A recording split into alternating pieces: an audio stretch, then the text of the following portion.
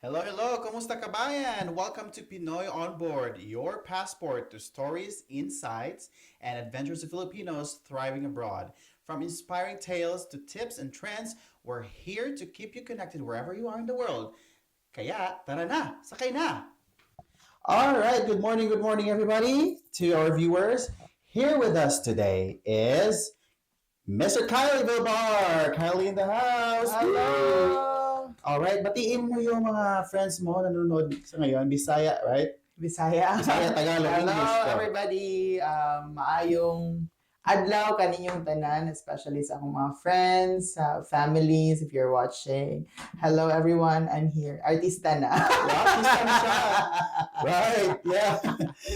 Tama yan, artista ka ngayon kasi pinapanood ka ng, a lot of viewers, especially Filipinos, aspiring to be teachers here in the United States. So, what do you want to call me? To call you Mr. Kyle, or Mr. Vilbar? What do you want? I'm comfortable to be called Kylie. Okay, Kasi yeah. yun yung tinatawag ng mga friends ko, Right. Kylie. But students call me Mr. Vilbar. Yeah, with respect. But in the Philippines, they call me Sir Kyle. Yeah, But I prefer to be called Kylie. Kylie. Right. Kylie. Yeah. So let's start it with background and introduction. So let's start from the beginning. Please introduce yourself. What is your name? Where you're from in the Philippines? Are you single or married? And Oh. then you have any kids?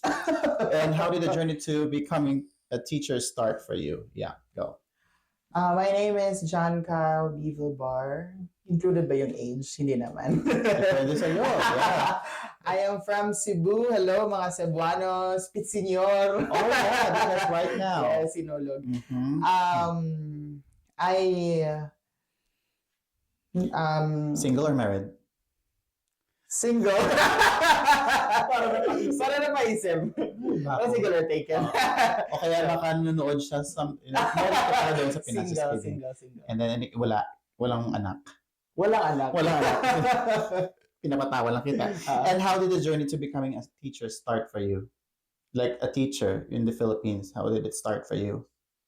When I was in high school, I really aspired to be a teacher, Mhm. because I always admire my teachers when I was in elementary, when I was in high school, Mhm. yung mga brilliant teachers. And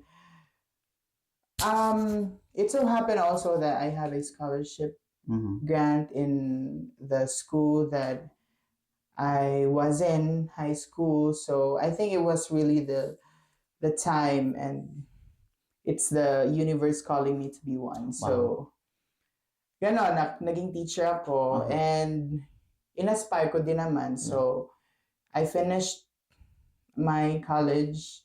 Tapos, in that 4 years, I was a scholar because I was a student athlete before. Oh. Anong tawag dyan? Sports yung sinasalihan mo? Scrabble. Oh, really? Oo, in one of the universities in Cebu. Oh, mayroon palang ganyang ano. Oo. I thought chess lang, mga board games. Scrabble para meron. Oh, okay. So, when I was in high school, scholar din ako. Mhm. So, from first year to fourth year. And nung college din, na-offer din yung scholarship kasi meron kaming tournament doon na we call it si Safi, if you know it. Si Safi, sikat siya for basketball, pero meron din siyang tournament kagaya ng UAAP, di ba? Meron ding Scrabble. So, yun, nabigyan ng scholarship, tapos nakapagtapos. And then, I started my teaching career still in the same university where I graduated. What is that? University of the Visayas. Wow. Maybe you can hello teachers sa there. lahat ng mga Visayanians and all sa lahat ng mga teachers ko. Wow. And I'm pretty sure that they're watching you here and they're really proud of you, Thank Nakatungtong you. dito sa United States, And you said one of the factors is yung teacher, yung teachers mo. So Yes, they say super. teachers build future teachers. Correct. Right? Correct naman. And hello sa mga teachers ko, and thank you to all your teachings and to all that you have done to me, and sa mga students din ninyo. Wow. You've made a great impact also Right. to them. Your students as well in the Philippines must be proud of you. Now, how did you find out the J1 visa program? I found it through sa mga kaibigan. Kasi I had this one friend. Kasi nung first, hindi ko talaga alam kung ano itong mga teacher. Pero in-encourage na ako ng tita ko na nasa Texas na pumunta ka dito kasi maraming teachers. Pero hindi ko talaga nasagap sa isip ko na magtuturo ako dito. So, ang dream ko talaga noon is to be like parang nasa private school, tapos maging teacher, tapos maging head, ganyan. Ganyan lang yung level ng hindi ko in-aspire na pumunta talaga ng ibang bansa kasi parang gusto kong makatulong sa bayan, ganyan. Diba? Pero tumutulong naman din. Right. Doon, encourage ako ng tita ko. Pero, yun talaga yung friend ko na nasa California na ngayon. Siya yung nagsabi na, pupunta siya dito sa Amerika dahil meron ganyan program, J1 teacher. Tapos hindi ko lang din hindi ko ni mind kasi meron akong trabaho sa Philippines. Pero nung nakita ko yung sitwasyon niya na ay bongga, parang parang happy. Tapos financially, there is financial freedom. Ganon. Tapos sinabi niya na madami daw na learnings madaming learning na kanyang nakuha dito. So, I was a bit encouraged and I searched for it. And sabi ko naman, pwede nating itry. So, yun, siya yung nagbukas ng instrument na magbukas ng ano ba yun ang opportunity na and by the way, what subject are you teaching in the Philippines and what subject are you teaching here? I'm teaching in the Philippines English. English talaga. At saka dito nagtuturo ako ng resource English. That's SPED. That's special education. Wow. And we know for a fact na yung SPED dito is in demand sa United States. Yes, super. Right. Yeah, in demand siya talaga dito. Yeah. So, next question for you, Kylie. What was your first impression when you learned about the J1 visa program? Did you think, like, this is it, this is my chance? Or maybe skeptical ka at first? At first, skeptical kasi parang may iwan sa Pilipinas yung, alam mo na, yung nakagawian mo, di ba? Yung lifestyle mo, yung comfort mo, di ba? Pero a bit skeptical, pero more on parang finding out something, parang discovering something. Kasi iniisip ko, kung nasa Pilipinas pa ako, I'm still young, so I need to like discover pa things for me to find out what I really want in life. So yun yung iniisip ko na nothing to lose, more to gain. Right. 'Di ba? Parang it's like wala namang mawawala There's sa akin. No harm in trying. Walang mawawala sa akin pag nag-try ako na pag hindi nag-work, edi okay, at least I tried. You tried. Exactly. 'Di ba? Yeah. So yun, at least okay naman din yung Right. Wow. That's nice. And were you like nervous about living in a new country? Siyempre, may babasa ka, narinig na, the students' behavior here in the United States they're very disrespectful, they're rude in the classroom. Like, you're nervous about that, and does it make you anxious? Oo, medyo anxious. Pero, iniisip ko na lang na it's more of like a challenging situation for me na ano ba yung gagawin ko, ano ba yung i-deal ko kung ganito yung mga estudyante ko. So, I was not blinded na parang perfect yung situation dito. Parang yung mga naka-experience na, sinasabi talaga nila na very, very challenging and it needs for you to be prepared and for you to be strong talaga emotionally para makayanan mo. Right. Diba? Kasi yun talaga yung situation dito na number one challenge is yung classroom management, yung behavior talaga. So, I was a bit anxious, but mas nanaig yung pagka-curious ko. Yeah. Yung, Kumbaga excited ka din. yung excitement, mas nanaig kaysa yung, Takot ka. yung anxiety. Right, yeah. Because if hayaan mo lang yung anxiety mo mag-lead sa'yo, then you would never dare, risking your chance here to be in the United States. So yeah, that's a good thing as well.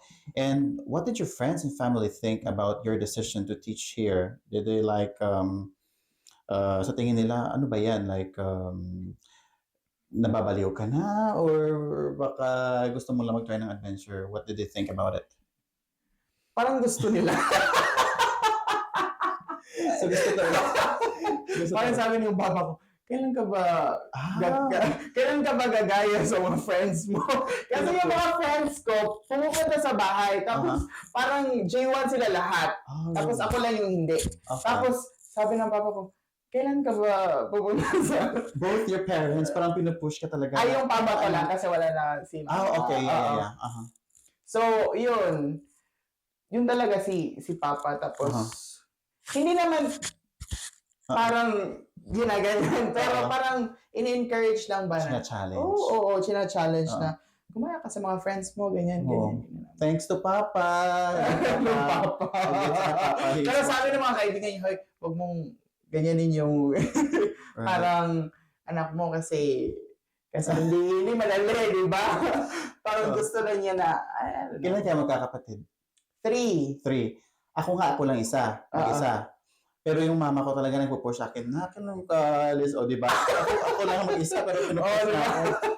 Well, we should be thankful to them kasi wherever we are right now, it's because of them. Right.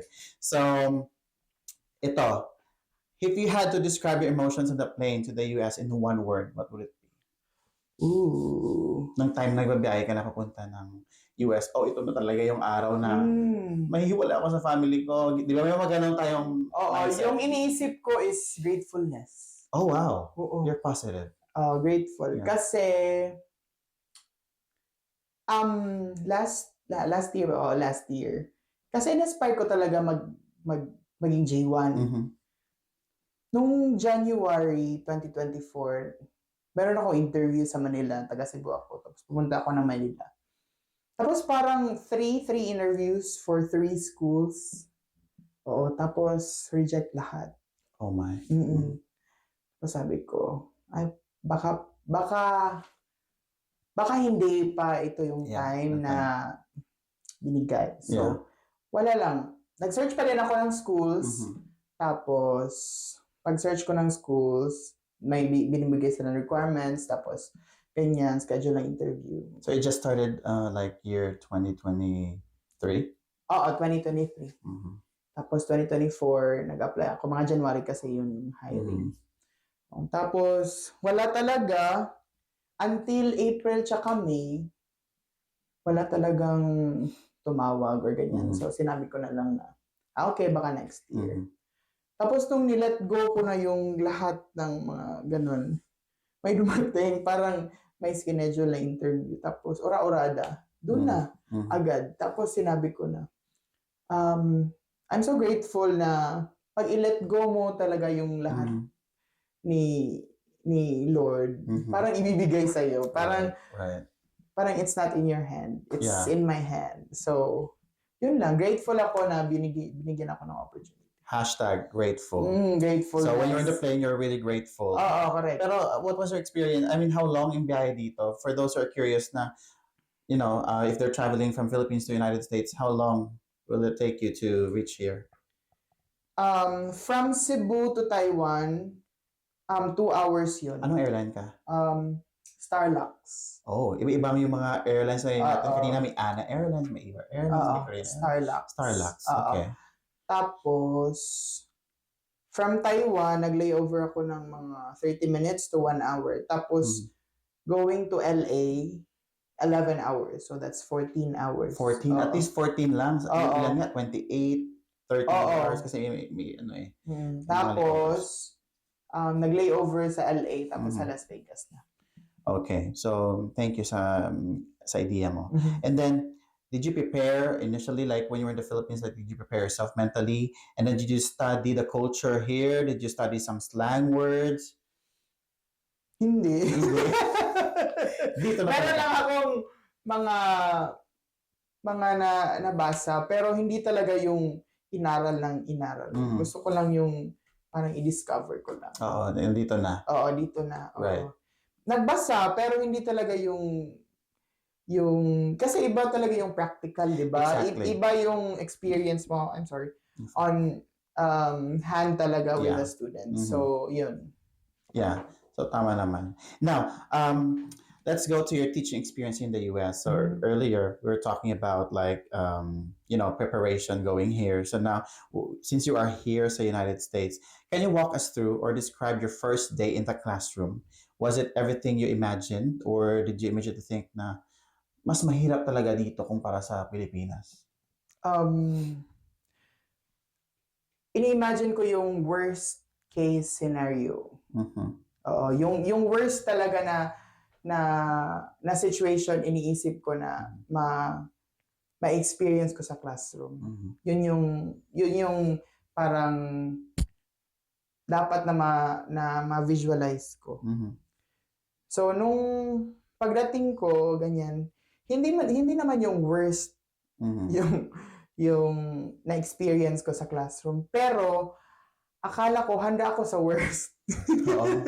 Ano pala? Hindi pala ako handa kahit hindi worst. Yun Oo. yung feeling ko na, ay, akala ko handa ako emotionally sa worst. Yung worst thing scenario na laglag yung microphone. worst case yun. Okay. Pero yung hindi pala worst, hindi pala ako handa. Nung first week ko, ay nako, parang hindi ko ma-imagine yung self ko na, oh my goodness, what am I going to do? Pero eventually, na mindset mo na lang talaga na, paano mo iko-control yung mga bagay na makokontrol mo. That's true. At paano mo i-let go yung mga bagay na hindi mo makontrol. Mm-mm. So parang i-solve mo yung ma-solve mo, pero yung hindi mo ma-solve. Mhm. You ask for guidance from your like mentors, or the administration, ganyan. Mhm. So ganyan yung mindset ko, tapos eventually gumaan naman yung feelings, tapos although every day there are always battle na hindi mo ini-expect, so dapat Right. prepared ka. Right. So ilang months or years ka na nga dito sa United States? I started October, and then this is my 4th month. Oh, you're so fresh. So fresh pa. Kumbaga, nandun ka pa sa adjustment period. Adjustment period. O, nag-observe pa. Yeah. Pero at least, di ba, sa 4 months mo, parang naka-adjust ka na. Kilala mo na yung students mo. Yeah. So since you are teaching SPED, have you ever had a student ask you something so out of the blue that it made you question your entire teaching philosophy? Like, napatanong ka, oh my goodness, kaya ko ba to na i-handle yung ganitong mga ugali ng mga bata? Yun pa, meron yung expression nila. Parang iniisip ko na expression nila na parang this doesn't make sense. Yung ganyan. Parang pag binibigyan mo sila ng trabaho, worksheet, or activity exercise, whatever. Yun, parang sinasabi nila this doesn't make sense. Pero iniisip ko na lang na that's their expression kasi parang they're struggling to it. Yeah. So, as a teacher, you need to extend help to them. Right. So, parang expression lang nila na they are having a hard time on this. So, you don't see it as offensive. You see it as a sign or signal for them that they need help. Yun, Right. Diba? Parang at first, mako-question mo talaga, pero pag iniisip mo, ay, oo nga no, ganito. So you need to extend help to them. Ganun. Yeah. Isa yan sa mga asset ng mga Filipino teachers na mapagkalinga talaga. That's why Filipino teachers are tagged na the most caring teachers in the whole world kasi mapag-alaga, makuha natin yung simpatya ng mga bata. But how were you able to build connections with your students? Mahirap ba? Mahirap. Mahirap kasi hindi mo alam yung background nila. Mhm. Tapos parang ang hirap parang pumasok Mhm. kasi parang tinatansya mo ba kasi you have to be firm with your classroom management, at the same time you have to build connection. So kumbaga parang nasa dito yung Mm. classroom management tapos dito yung connection. Right. Tapos dapat, Mag-meet halfway. oo, you meet halfway or i-balance mo talaga. Yeah. Napakahirap. Pero one way of like balancing it is to really know the student. Yeah, know each student Oo. talaga. Know, you have to dig deeper on them para talaga ma-build yung connection. na gusto Connection. mo. And in one class, how many students do you handle? 13. Wow, 13. Aha. What's the most number that you can have in a classroom? 13. 13 talaga. Mm-mm. Oh, at least, diba, compare sa Philippines, no? Ang dami, especially in this kind of, sa sped Pwede class. 60. Oo, diba? Dito 13. 65. Pero 13 yan times 2. Oo. Pwede, or times 3 kasi may mga Baka times 3 or times 4. Yeah, same lang din. Oo, di ba? Kasi ganun yung ano nila. So on a scale from 1 to 10, how would you rate your first month of teaching here in the US? First month, 1 to 10. 10 as the hardest? The highest, yeah. Hardest, let's say. Parang 8. 8. Oo. Okay. 8 kasi parang nag-a-adjust ka pa talaga. Oo. Tapos parang hindi mo pa ano ba yun? Parang ma-digest. Ma-sink in. Oo, ma-sink Hindi in pa yung culture nila. Kasi Yeah. iba talaga yung culture nila. Tapos, later mo na lang marirealize na hindi pala talaga offensive yung mga ginagawa nila. It's just that it's their culture. Expression. Oo, it's Kumbaga, their nakasanayan na expression. nila. Oo, correct. Yun, di ba? Oo. So, yeah, it will lead me to our next questions here about challenges and adaptation, because every teacher faces a challenge, right? So here, teaching in the United States, what was the hardest part of adapting to American schools? Yung culture talaga. Culture. Kasi iba. Iba talaga yung nakasanayan natin sa Pilipinas. Tsaka dito, 'di ba? Yung number 1 talaga yung pag-greet sa mga bata. Right. Oo. Kasi sa Pilipinas, yun yung Respect. Oo, yun, Tsaka, it's a form of respect or to our courtesy. students o courtesy, di ba? Yung mga students talaga yung nag-greet sa atin, di ba? Right. Dito, tayo ang nag-greet. Dito, tayo ang nag-greet. Tama yan. To build connection, di ba? That's one of the adjustments and dapat ma-adapt ko talaga. Kasi at first, ang bigat talaga sa feeling na hindi ka, parang ginigain mo talaga yung respect nila. Pero eventually, marirealize mo na it's their culture and you have to adapt and you have to make ways on how na mabibuild yung connection talaga. Right. From the teacher to the student and vice versa. Right. So was there a time na sinabi mo na I can't do this because may bata na ba na nag-disrespect sa'yo? Or like you're giving up with your work? Like nangyari ba yan sa isip mo? Oo, sometimes na parang hindi mo na kaya, pero you just have to parang eventually marirealize mo na ay hindi ito yung situation na makakapag-give up sa akin. Right. Dapat I have to make ways on how to cope with this situation. So pag may nag-disrespect, so dapat i-discipline, ipatawag. Oo. Right. Dapat firm sa mga decisions, ganyan. Yeah. And so far, wala namang communication or language barriers, because sometimes yun yung struggle ng mga teachers dito every time they go to, especially to English-speaking country like United States. So, yeah, one of the challenges as well is yung language barrier. So far, no language barrier. Wala naman. Very good. Yeah. Wala naman. Yung mga students, they don't want to be tagged as racist, di ba? Oo. So So, iniintindi talaga nila yung mga yung mga sinasabi mo. Although we have different like accents, Right. we have differences on that, Mhm. but they're trying to understand Mhm. and hindi naman sila nagsa-struggle din to Right. understand. Pero if meron silang hindi na-understand, tinatanong naman nila. Yeah.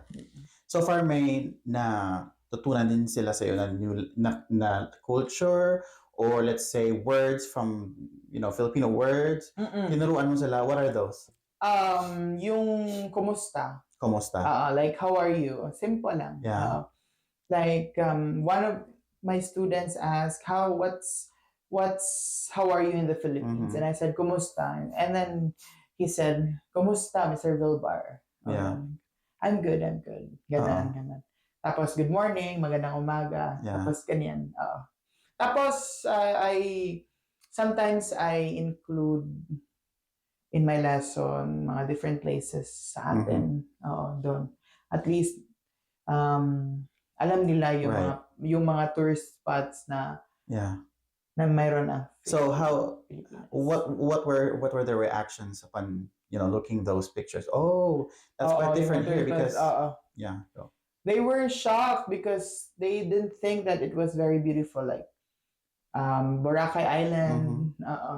Yung picture perfect talaga ng Boracay.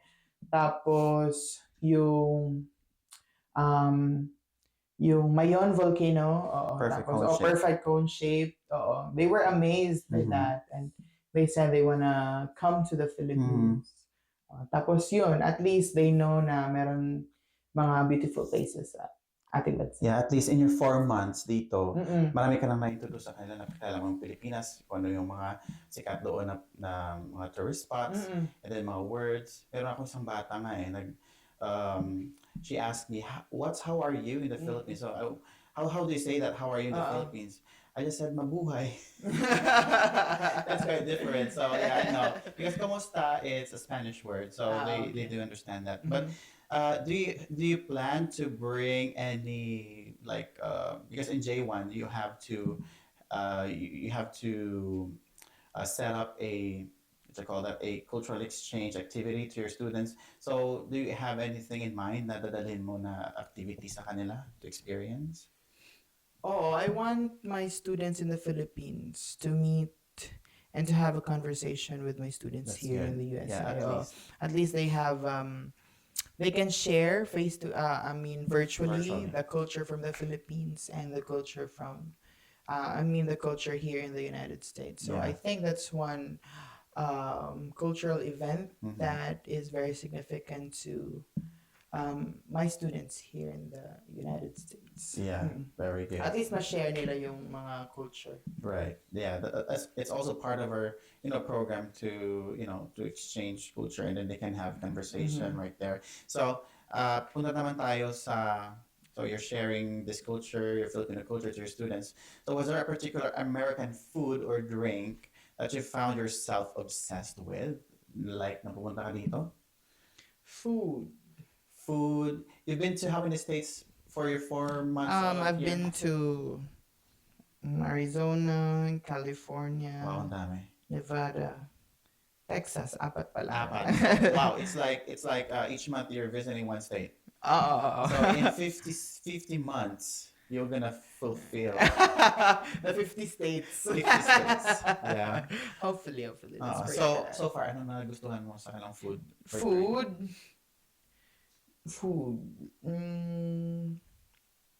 Yung sa taco, ganyan. Taco. Ano ba yun?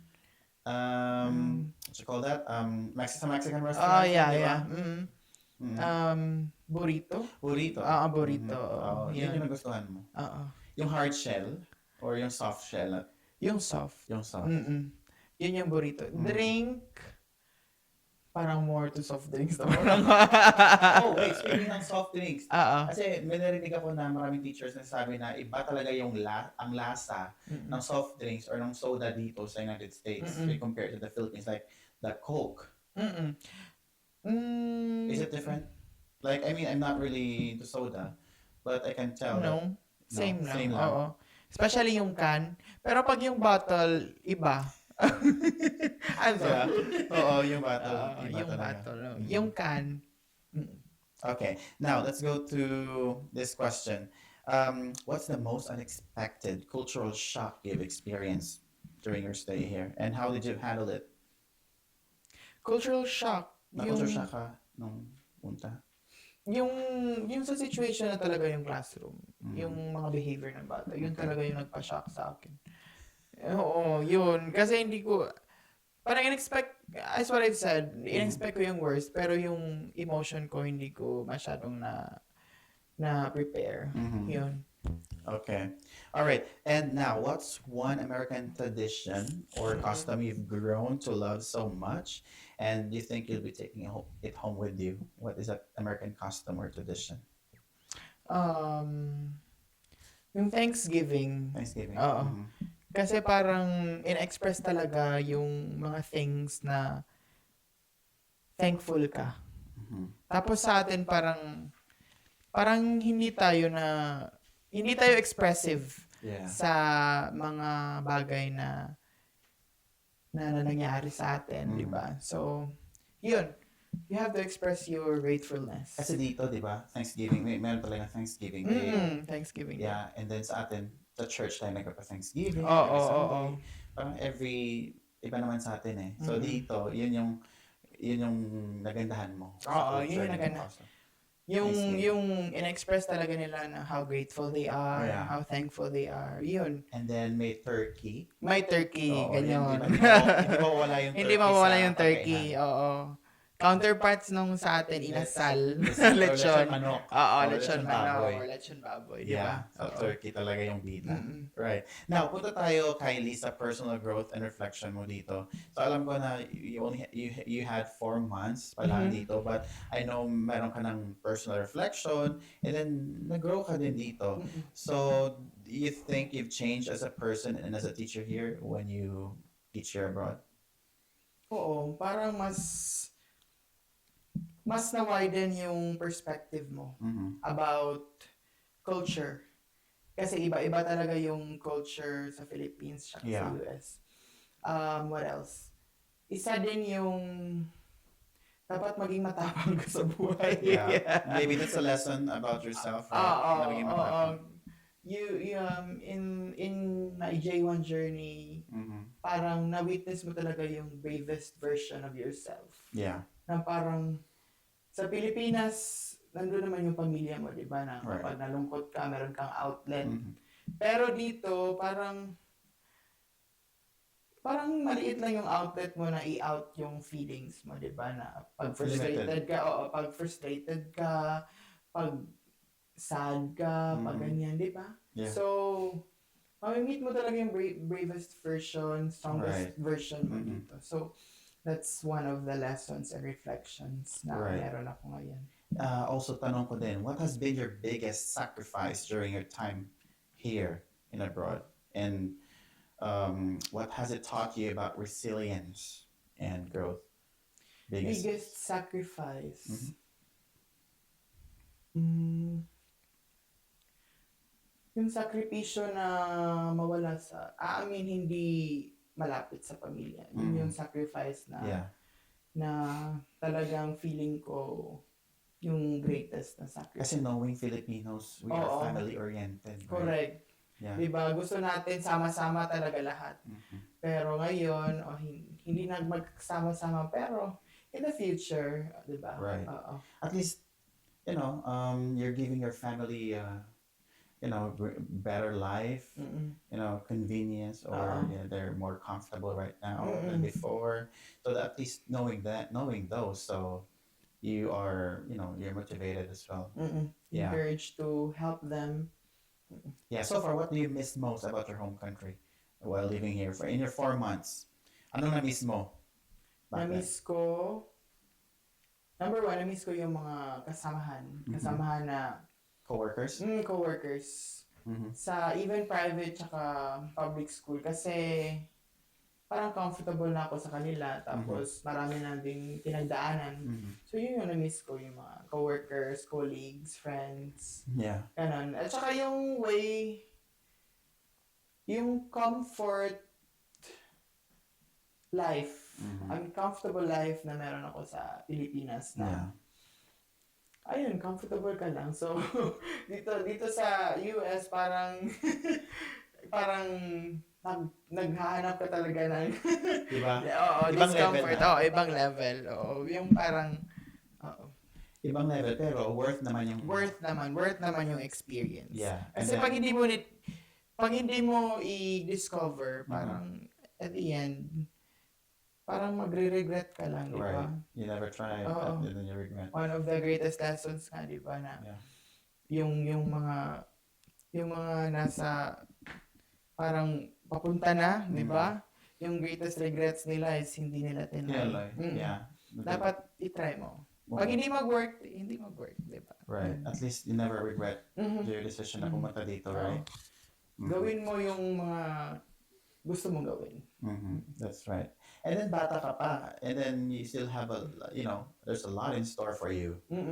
Yeah. How old are you again? If, curious yung mga viewers natin. Yeah. Sige, i-guess. Guess. You guess. You guess. Put You'll your get. comments below. Ano yung age? I'm 27. So see, very bata. Very young pa. Yeah, so he has a lot, in store. 27. So, yeah, 27. Do you have future plans? So let's go to your future plans and takeaways. So what's next for you after the G1 program? Did you figure it out? Like, if you want to return home, stay here in the United States, or explore other teaching countries or teaching opportunities around the world?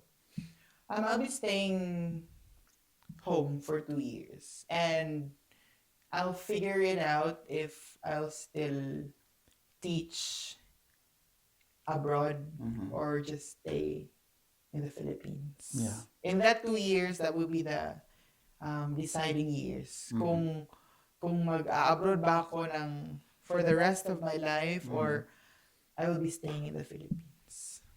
Right. Okay. Okay. Now, looking ahead, what's one thing you want to accomplish before you leave United States? Before ko i-accomplish sa self ko. Yeah, self-more. It could be your family or like anything you want to accomplish before you exit or before your gym program ends. So, Personally, magkaroon ng savings. yeah. That's very number important. 1. Oo, Alright. that's number 1.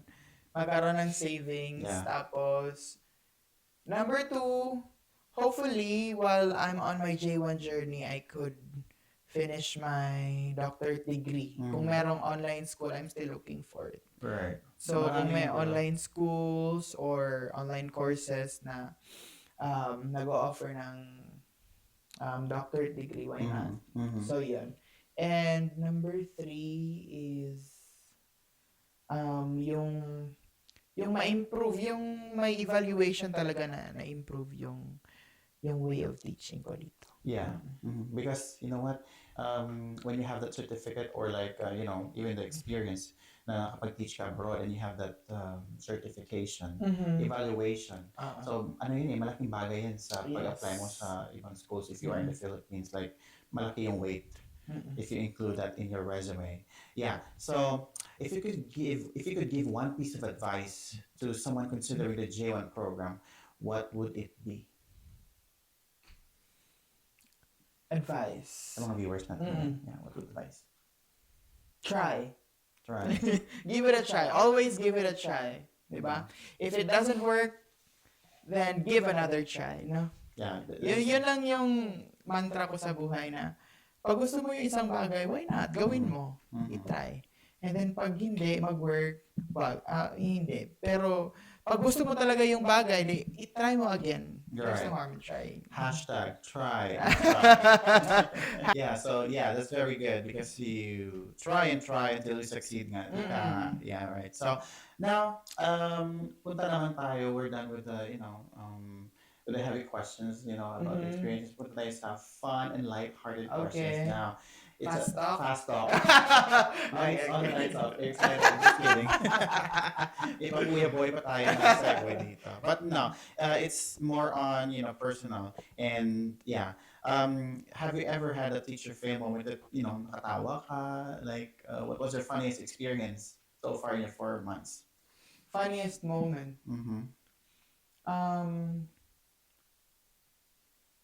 Funniest moment is that meron silang term dito kasi tapos yung yung term ko na ginawa is transfer. Mm-hmm. Pero yung slang talaga nila is move. So Move. I think that was funny because I told my student I transferred. Tapos you mean you moved. Okay. Yun. Tama yan. Sa I kanila, relate. oo. Some students Mm-mm. correct kanila. Like, for example, na-learn ko din.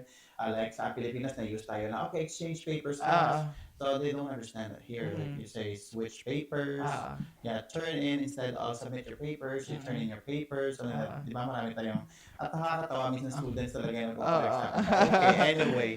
So, that's one of Part the... ng culture siguro nila. Yeah, and then explain to your students na, okay, that's not English is not my first language. We just learned in Yeah. school, so, and they would understand. Mhm. Yeah. So, another question. If you will complete your J1 program after 5 years and then create a movie, Mhm. what title would you like, or what title would you have for this movie, and who would play for it? Ano ba? English, Tagalog? English. It's up to you if it's English or Tagalog. If it's English, A title. title. Ano ba? Ano ba? Or sino yung gaganap? Sino yung gaganap? Ano do you think suited sa character? Yung gaganap, siguro si si Kylie Padilla. Hindi, si Vice Ganda. Parang the breadwinner lang. Oo. Si Vice Ganda. Si Vice Siguro. Ganda. Oo. Seryoso. Okay. Tapos, yung The title, breadwinner is? hindi, ibabahin naman natin. Okay. Parang, ano ba? Vice Ganda, tapos, give it a try. Give it a try. Sige, Hindi talaga sige. nawala ang Try. Try Give it a try. I-try mo talaga. Oo. Give it a try. Yung theme talaga ng interview na to. Give it a try. Diba? Let's remember those viewers. Give it a try. Go here. Give it a try. Coming from Kylie. Now, finally, ito. If we had to choose, would you rather have unlimited pizza for life or never have to grade another paper again? Again, what was that? Yeah, so two. You have to choose two, or between the two. Would you rather have unlimited pizza for life, unlimited na pizza, or you never have to grade another paper again? Never have to grade. Oh, that's unique. Very unique yung answer. Why? Never have to grade a paper again. Why? Gusto ko yung automatic. Yung grade. Madalian. Madalian. Oh, diba? Diba? Kasi Wow. knowing English, Oo. nagbabasa tayo ng essay. Nakakasakit sa mata yun. I mean, nasa-strain yung mata. Let's make life easy. Kung pwede naman madaliin, bakit papahirapan? Correct. Yeah, so that's a unique answer and I like it. Never have to grade another paper again. Okay. Anyway, pieces of advice, greetings. It's your chance now to talk to our viewers right now who are watching. Go ahead, Kylie. To all aspiring J1 teachers there, wag lang kayo mawala ng pag-asa.